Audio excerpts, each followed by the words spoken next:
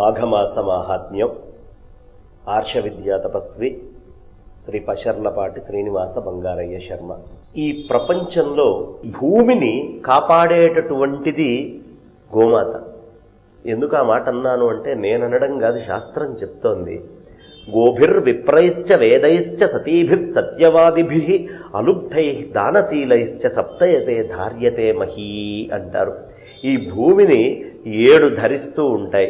ఏమిటి ఆ 7 అంటే మొట్టమొదటిది గోవట. 7 స్తంభాల్లో ఈ భూమి సముద్రంలోకి పోకుండా ఆపేటటువంటి వాటిల్లో మొదటి స్తంభం గోవు, 2 విప్రుడు బ్రాహ్మడు, 3వది వేదం, 4 పతివ్రతలైనటువంటి స్త్రీలు, అలుబ్ధులు ఇతరుల యొక్క సొమ్మును ఆశించినటువంటి వాళ్ళు, ఎప్పుడూ సత్యమే మాట్లాడేటటువంటి వాళ్ళు, తన దగ్గర ఉన్నటువంటి 1 రూపాయిని ఇతరులకి దానం చేసేవాళ్ళు, ఈ 7 మాత్రమే ఈ భూమిని స్తంభాలుగా ఉండి కాపాడుతున్నారు సముద్రంలోకి పోకుండా అని మనకి శాస్త్రం చెప్తుంది.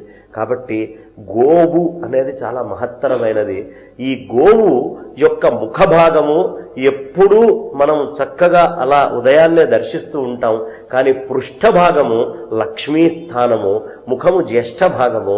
ఆ పృష్ఠస్థానానికి గనక నమస్కారం చేస్తే పరిపూర్ణమైనటువంటి లక్ష్మీ అనుగ్రహం లభిస్తుంది. గవామంగేషు తిష్టంతి భువనాని 14, 14 భువనాలు ఎక్కడ ఉన్నాయి అంటే గోవు లోపలే ఉన్నాయి అని మనకి పెద్దలచే చెప్పబడుతోంది. అలాంటి ఆ మహత్తరమైనటువంటి గోవుకి నిత్యము పూజ చెయ్యాలి. గోవుని ఎవరు ఆరాధిస్తారో సంపద వాళ్ళకి వశమవుతుంది. దీంట్లో అనుమానం ఏమీ లేదు. సంపదల్ని కాపాడుకోవాలి అంటే గోవుకి పూజ చేసి తీరాల్సిందే. ప్రతినిత్యము ఎవరు గోవుకి ఎంతో కొంత ఆహారం పెడతారో వాళ్ళు అగ్నిహోత్రాన్ని ఉంచుకొని కాపాడినటువంటి పుణ్యాన్ని పొందుతారు అని వేదంలో చెప్పబడి ఉంది. కాబట్టి మనం అగ్నిహోత్రానికి సమానమైనటువంటి పూజలు ఫలాలు కావాలంటే గోవుకి ఎంతో కొంత ఉదయాన్నే వెళ్ళి దానికి యోగ్యంగా తినిపిస్తే మన పీడలు అన్నీ కూడా పోవటం జరుగుతుంది.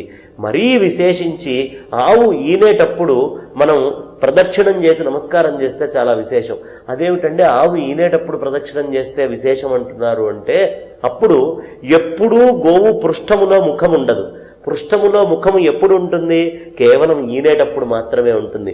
ఆ లక్ష్మీ అమ్మవారి పృష్ఠభాగం నుంచి ఆ కళ్ళు గనక ఒకవైపు ఇటు వీక్షణమైన ఆ ప్రదక్షిణం చేసిన మనకున్నటువంటి దుఃఖాలు బాధలు అన్నీ పోతాయి. కాబట్టి ఆవు ఈనే సమయంలో ఎవరు ఆవు చుట్టూ ప్రదక్షిణం చేస్తారో 14 భువన భాండాల్లో ఉండే దేవతలు, ఋషులు, మహానుభావులు, మహాత్ములు అందరికీ సాగరాలు, నదులు, నక్షత్రాలు, గ్రహాలు అన్నిటికీ మనం చక్కగా ప్రదక్షిణం చేసిన వాళ్ళం అవుతాము.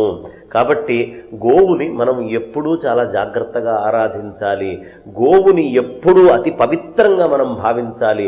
గోవు లోపలే దేవతలందరూ కూడా కొలువయ్యి ఉన్నారు అనే సత్యాన్ని మనం ఎప్పుడూ వదిలిపెట్టకుండా, విస్మరించకుండా ఎక్కడ అవకాశం ఉంటే అక్కడ గోవుకి చెయ్యాలి. మనం గోవుకి గనక కొద్దిగా పెట్టినట్లయితే మన పితృదేవతలందరూ కూడా ముక్తిని పొందుతారు. కాబట్టి పితృదేవతలు ముక్తిని పొందాలన్నా కూడా గోవు చాలా ప్రధానమైనటువంటి పాత్ర పోషిస్తుంది. మనమందరము తెలియక ఈ మధ్యకాలంలో జెర్సీ ఆవుల్నే గోవులు అనుకుంటున్నాం. కాదు, మన దేశవాళీ ఆవులు చక్కటి మూపురము, గంగడోలతో ఉంటాయి. అందుకనే పొరపాటు ఇట్లాంటిది జరుగుతుందేమో అనే వేమన ఆయన ఆ రోజుల్లోనే ఆయన పద్యాల్లో చక్కగా తెలియపరిచారు. గంగి గోవు పాలు గరిటెడైనను చాలు. గంగి ఉన్నటువంటి గోవు యొక్క పాలు ఒక్క గరిటెడు చాలయ్యా అన్నప్పుడు ఆయన గంగి అనే పదం ఎందుకు వాడాడంటే జెర్సీ ఆవుకి గంగి ఉండదు. ఆ గంగి కేవలం ఆవుకి మాత్రమే ఉంటుంది. మన దేశవాళీ ఆవుకే. నూపురము కూడా మన దేశవాళికి ఆవుకే ఉంటుంది. ఏమిటి ఆ నూపురము యొక్క ప్రత్యేకత అంటే సూర్యుడి కిరణాల్లో నుంచి బంగారాన్ని ఉత్పత్తి చేసేటటువంటి ఒక కిరణము, హిరణ్యాన్ని ఉత్పత్తి చేసేటటువంటి ఒక కిరణం ఉంది. అది భూమిలోకి చొచ్చుకుపోవటం వల్ల ఒక ప్రాంతంలో బంగారం కింద మారుతుంది. అయితే ఆ సూర్యుడిలోంచి వచ్చే ఆ కిరణాన్ని కేవలం ఆవు తన మూపురంతో మాత్రమే గుంజుకోగలదు. ఇంకా వేరే దేనికి బయట నుంచి ఆ నూపురంలోకి గుంజుకోగలిగే శక్తి లేదు. ఆ నూపురములోంచి ఆ కిరణాలని గుంజుకుంటుంది. కాబట్టే మీరు ఆవు పాలు మీరు గనక గమనిస్తే ఆ కిరణ కాంతుల్ని, కిరణ శక్తుల్ని తన పాలల్లో కలుపుకుంటుంది. కాబట్టే ఆవు పాలు ఎప్పుడు బంగారు వర్ణంలో పచ్చగా ఉంటాయి.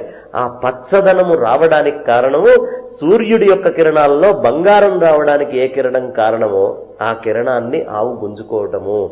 ఆ పాలు గనక మనం తాగినట్లయితే మనకున్నటువంటి పరిపూర్ణమైనటువంటి రోగాలన్నీ కూడా పోతాయి. దీంట్లో అనుమానం ఏమీ లేదు. విచిత్రం ఏమిటంటే మీకు మిగతా ఏ ప్రాణి పాలైనా సరే దాని పిల్లకి మాత్రమే సరిపోతాయి. ఈ విశ్వంలో అన్ని జీవరాశులకి సరిపోయేటటువంటి పాలు ఏవి అంటే సైంటిఫికల్ గా కూడా రుజువైనటువంటి విషయం ఒక్క ఆవు పాలు మాత్రమే. అందుకనే దాన్ని గోమాత అన్నాము.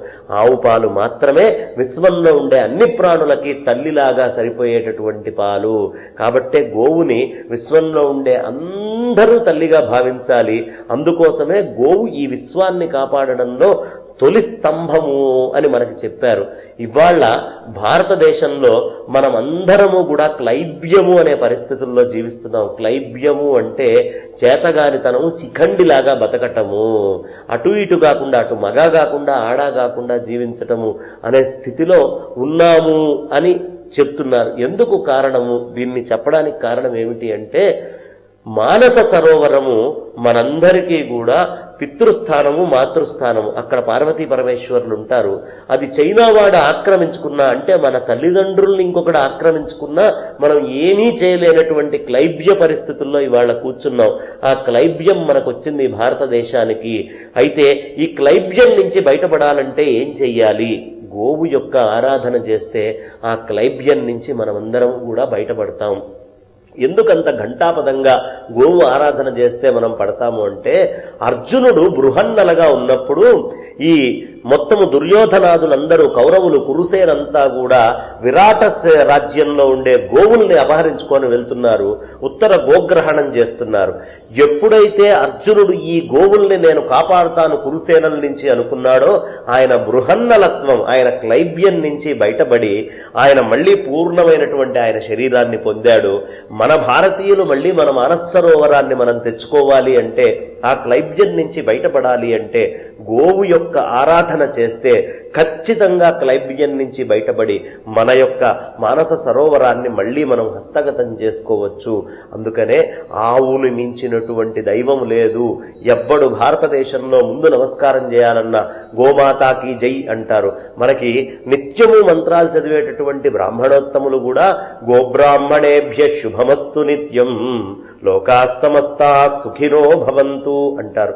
గోవు బ్రాహ్మడు అంటే వేదము పరిపూర్ణంగా ధరించి ఆ పరబ్రహ్మని ఎవరు హృదయంలో పెట్టుకుంటారో అలాంటి వాడు గోవు. ఈ రెండూ సుఖంగా ఉన్నంత కాలము మనకి సమస్తమైనటువంటి పృథివీ చాలా సుఖ సంతోషాలతోటి ఉంటుంది. సమస్తమైన జనులు సుఖ సంతోషాలతోటి ఉంటారు. లోకా సమస్త సుఖినో భవంతు అన్నారు. కాబట్టి చక్కగా గో సంరక్షణ చేసుకుందాం, గోవుల్ని కాపాడుకుందాం, గోశాలలకి మనం అందరం వెళ్దాం.